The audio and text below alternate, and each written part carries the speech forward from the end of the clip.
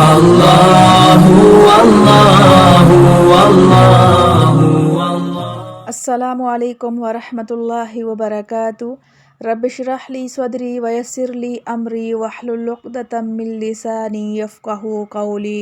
اعوذ باللہ من الشیطان الرجیم، بسم اللہ الرحمن الرحیم۔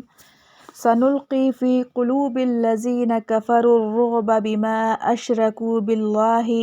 اب ڈالیں گے ہم کافروں کے دل میں ہیبت اس واسطے کہ انہوں نے شریک ٹھہرایا اللہ کا، ما لم ینزل بہ سلطانا، جس کی اس نے کوئی سند نہیں اتاری، ومأواہم النار، اور ان کا ٹھکانہ دوزخ ہے، وبئس مثوی الظالمین، اور وہ برا ٹھکانہ ہے ظالموں کا۔ وَلَقَدْ صَدَقَكُمُ اللَّهُ وَعْدَهُ إِذْ تَحُسُّونَهُم بِإِذْنِهِ، اور اللہ تو سچا کر چکا تم سے اپنا وعدہ جب تم قتل کرنے لگے ان کو اس کے حکم سے، حَتَّىٰ إِذَا فَشِلْتُمْ وَتَنَازَعْتُمْ فِي الْأَمْرِ، یہاں تک کہ جب تم نے نامردی کی اور کام میں جھگڑا ڈالا، وَعَصَيْتُم مِّن بَعْدِ مَا أَرَاكُم مَّا تُحِبُّونَ، اور نافرمانی کی بعد اس کے کہ تم کو دکھا چکا تمہاری خوشی کی چیز، مِنکُم مَّن یُرِیدُ الدُّنْیَا وَمِنکُم مَّن یُرِیدُ الْآخِرَۃَ، کوئی تم میں سے چاہتا تھا دنیا اور کوئی تم میں سے چاہتا تھا آخرت، ثُمَّ صَرَفَکُمْ عَنْہُمْ لِیَبْتَلِیَکُمْ، پھر تم کو الٹ دیا ان پر تاکہ تم کو آزماوے، وَلَقَدْ عَفَا عَنْکُمْ، اور وہ تم کو معاف کر چکا، وَاللَّہُ ذُو فَضْلٍ عَلَى الْمُؤْمِنِینَ، اور اللہ کا فضل ہے ایمان والوں پر۔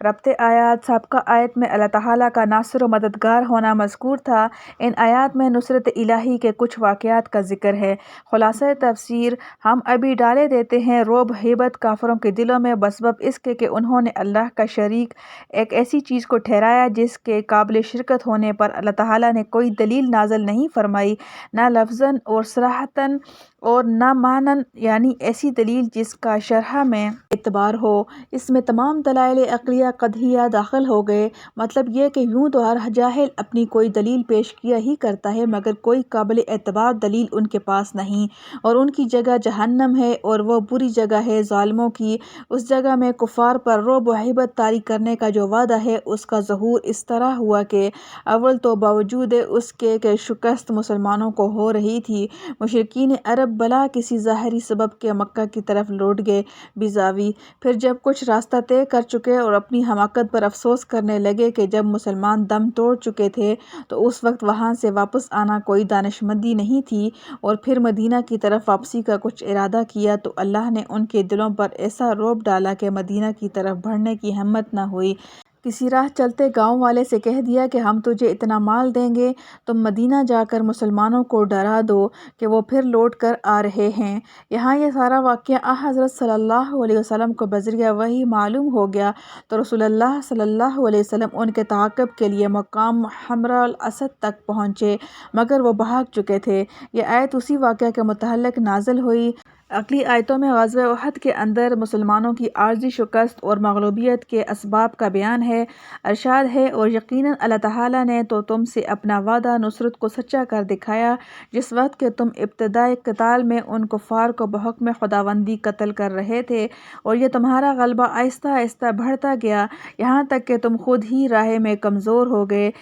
اس طرح کہ جو تجویز رسول اللہ صلی اللہ علیہ وسلم نے عقب کے مورچہ پر 50 سپاہی اور ایک افسر کو بٹھا کر فرمائی تھی، اس میں بعض کو غلط فہمی ہو گئی کہ مسلمان فتح پا چکے ہیں، اب یہاں بیٹھے رہنے کی ضرورت ختم ہو گئی، اس لیے ہمیں بھی دشمن کے مقابلے میں شریک ہو جانا چاہیے، اور باہم رسول اللہ صلی اللہ علیہ وسلم کے حکم میں اختلاف کرنے لگے کہ بعض تو اسی جگہ جمع رہنے کی ہدایت پر قائم رہے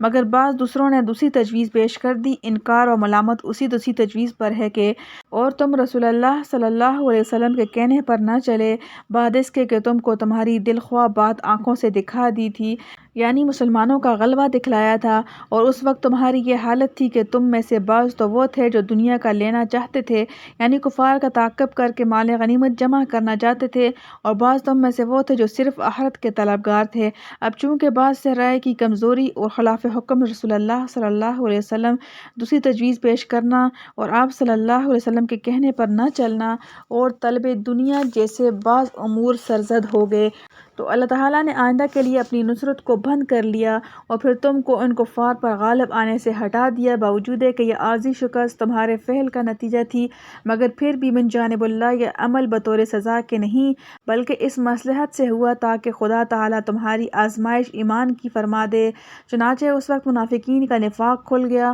اور مخلصین کی قدر بڑھ گئی، اور یقین سمجھو کہ اللہ تعالیٰ نے تم کو معاف کر دیا، اب آخرت میں مواخذہ نہ ہوگا، اور اللہ تعالیٰ بڑے فضل والے ہیں مسلمانوں کے حال پر۔ معارف و مسائل۔ اللہ تعالیٰ کے نزدیک صحابہ کرام کا مقام بلند اور اس کی رعایتیں۔ یہ ظاہر ہے کہ غزوہ احد میں بعض صحابہ کرام کی رائے کی غلطی ہوئی تھی، جس پر سابقہ متعدد آیات میں تنبیہ اور آئندہ کے لیے اصلاح حال کی ہدایات کا سلسلہ چلا آتا ہے، مگر اس عتاب اور تنبیہات کے اندر بھی صحابہ کرام کے ساتھ حق جل شانہ کی عنایات قابل دید ہیں۔ اول تو لیبتلیکم فرما کر یہ ظاہر فرما دیا کہ عارضی شکست کی جو صورت پیش آئی یہ بطور سزا کے نہیں بلکہ آزمائش کے لیے ہے، پھر صاف لفظوں میں خطا کی معافی کا اعلان فرما دیا۔ وَلَقَدْ عَفَا عَنْكُمْ، بعض صحابہ کرام کے ارادہ دنیا کا مطلب آیات مذکورہ میں ارشاد ہوا ہے کہ اس وقت صحابہ کرام کے دو گروہ ہو گئے تھے، بعض دنیا چاہتے تھے اور بعض صرف آخرت کے طلبگار تھے۔ یہاں یہ بات قابل غور ہے کہ جن حضرات کے متعلق طالب دنیا ہونے کا ذکر ہے یہ ان کے کس عمل کی بنا پر ہے؟ ظاہر ہے کہ مال غنیمت جمع کرنے کے ارادے کو طلب دنیا سے تعبیر کیا گیا ہے۔ اب غور کرو کہ اگر یہ حضرات اپنے مورچے پر جمے رہتے اور مال غنیمت جمع کرنے میں شریک نہ ہوتے تو کیا ان کے حصہ غنیمت میں کوئی کمی آ جاتی، اور شریک ہو گئے تو کوئی زیادہ حصہ مل گیا؟ قرآن و حدیث سے ثابت شدہ قانون غنیمت کو جو شخص جانتا ہے اس کو اس میں کوئی شبہ نہیں ہو سکتا کہ مال غنیمت سے جو حصہ ان کو ملے گا اس میں کسی حال کوئی فرق کمی بیشی کا نہ تھا۔ مال غنیمت جمع کرنے کی صورت میں بھی ان کا حصہ وہی رہے گا جو اپنی جگہ مورچے پر جمے رہنے کے وقت ملتا۔ تو اب یہ ظاہر ہے کہ ان کا یہ عمل خالص طلب دنیا تو ہو نہیں سکتا بلکہ مجاہدین کے کام میں شرکت ہے۔ ہاں طبعی طور پر اس وقت مال غنیمت کا خیال دل میں آ جانا مستبعد نہیں، مگر حق تعالیٰ اپنے رسول صلی اللہ علیہ وسلم کے ساتھیوں کے قلوب کو اس سے بھی پاک و صاف دیکھنا چاہتے ہیں کہ مال کا تصرف ہی کیوں آوے، اس لیے اس تصرف کو طلب دنیا سے تعبیر کر کے ناپسندیدگی کا اظہار فرما دیا۔ واللہ اعلم۔ الحمدللہ حمدا کثیرا طیبا مبارکا فیہ کما یحب ربنا ویرضی۔ اللہم احسن عاقبتنا فی الامور کلہا واجرنا من خزی الدنیا وعذاب الآخرہ۔ ربنا اغفر لنا ذنوبنا وکفر عنا سیئاتنا وتوفنا مع الابرار۔